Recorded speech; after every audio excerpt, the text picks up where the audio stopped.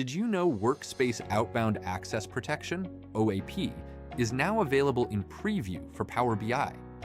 This new Microsoft Fabric capability helps organizations strengthen data governance by controlling where workspace data can flow. Here's what you need to know. What is OAP? Workspace Outbound Access Protection, or OAP, is a workspace-level control in Microsoft Fabric that allows administrators to restrict outbound data access, helping enforce stricter data boundaries. Why does it matter? Power BI reports are tied directly to semantic models, and those models can reside in different workspaces. This can create unintended data flows across workspace boundaries. OPAP closes that gap by ensuring reports in protected workspaces can only access semantic models within the same workspace. How does it work? OAP enforces a simple rule.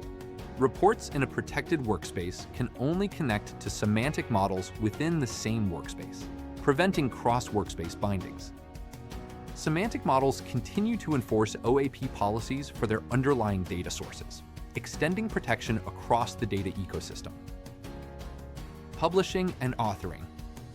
Publishing reports to an OAP-enabled workspace works as normal, provided the report connects to a semantic model in the same workspace.